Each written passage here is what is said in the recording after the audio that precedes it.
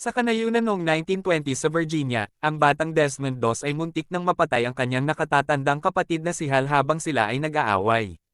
Ang kaganapang ito ay tumatak kay Doss at ang paglaki niya bilang Seventh-day Adventist ay nagpapatibay sa paniniwala ni Desmond sa utos na, "Huwag kang papatay." Makalipas ang ilang taon, dinala ni Doss ang isang nasugatan na lalaki sa ospital at nakilala ang isang nurse, si Dorothy Shute. Nagkaroon ng pag-iibigan ng dalawa at sinabi ni Doss kay Dorothy ang kanyang interes sa gawaing medikal. Matapos ang pag-atake ng mga Hapon sa Pearl Harbor, nagpalista si Doss sa hukbo upang magsilbi bilang isang medikal sa labanan. Ang kanyang ama na si Tom, isang veterano ng unang digmaang pandaigdig, ay labis na nababagabag sa desisyon. Bago umalis patungong Fort Jackson, hiniling ni Desmond ang kamay ni Dorothy sa kasal at tinanggap niya ito.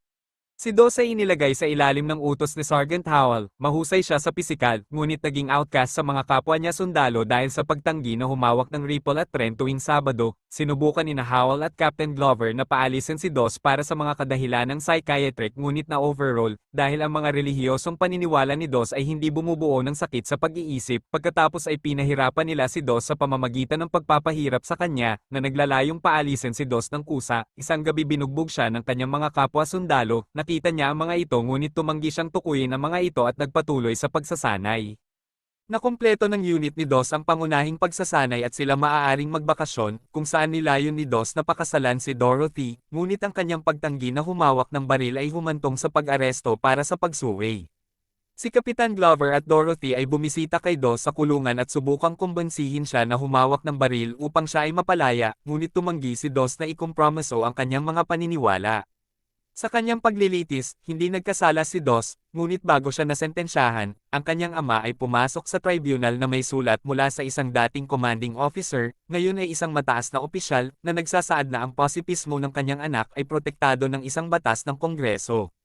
Ang mga paratang laban kay Doss ay ibinaba, at siya at si Dorothy ay ikinasal.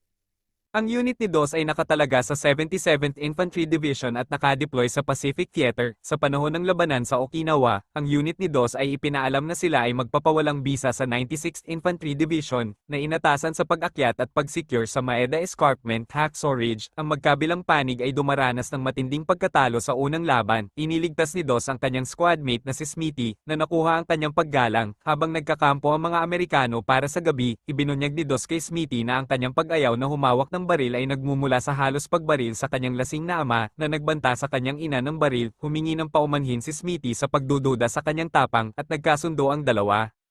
Kinaumagahan, naglunsad ang mga Hapones ng napakalaking counterattack at pinalayas ang mga Amerikano sa bangin. Napatay si Smithy, habang si Howell at ang ilan sa mga kasamahan ni Doss ay naiwan na nasugatan sa larangan ng digmaan. Si Doss, nang marinig ang sigaw ng namamatay ng mga sundalo, ay bumalik upang iligtas sila. Dinala ang mga sugatan sa gilid ng bangin at ibinababa sila sa pamamagitan ng lubid. Sa bawat oras na nananalangin na iligtas ang isa pa, ang pagdating ng 12 ng mga nasugatan, minsan ay ipinapalagay na patay, ay nakakabigla sa natitirang bahagi ng unit sa ibaba. Pagsapit ng araw, iniligtas ni Doss si Howell at ang dalawa na nakatakas sa hakso sa ilalim ng apoy ng kaaway.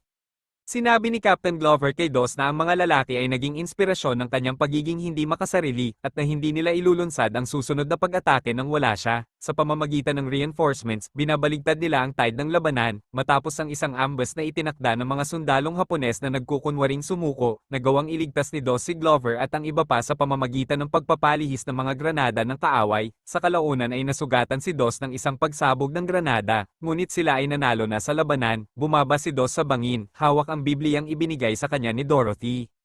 Lumipat ang pelikula sa mga archival na larawan at footage na nagpapakita na si Doss ay ginawaran ng Medal of Honor ni Pangulong Harry S. Truman para sa pagliligtas sa 75 sundalo sa Hacksaw Ridge. Nanatiling kasal si Doss kay Dorothy hanggang sa kanyang kamatayan noong 1991. Namatay siya noong ika-23 ng Marso taong 2006 sa edad na 87.